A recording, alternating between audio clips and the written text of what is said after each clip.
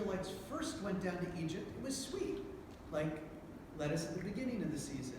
But over time, Pharaoh told stories to make people scared of the Jews, to say, oh, they're not like us. If we don't get rid of them, they're going to overrun us. Just like there are people who tell those kinds of stories today about people who are different, about immigrants and people who look different from them. And they say that we should be afraid of them, which is just as much of a lie now as it was back then. For those of you who are taking communion, you might notice that matzah looks a little bit like the communion wafer. And so the early church fathers assumed that whatever Jesus must have eaten, if it was Passover time, would have been unleavened bread. Simply because of the time. So when Jesus was alive, the temple in Jerusalem still stood.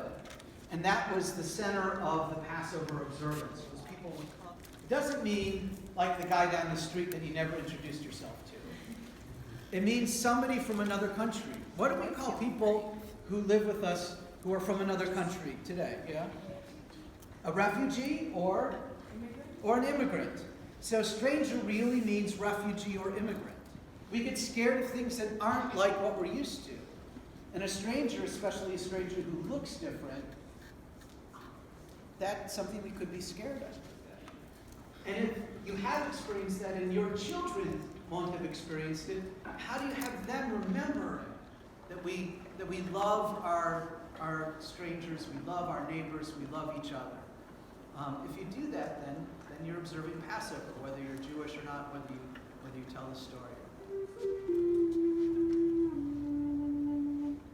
B'chol dor v'dor chayav adam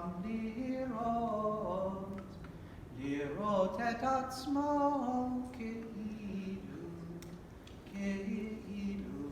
yatsa mitzrayim. And each and every generation, every one of us, obligated to see as if we ourselves went forth from slavery, and to remember everyone who's oppressed, and to think of how we oppress ourselves, and to try to free ourselves and to work for greater justice in the world. And another question was?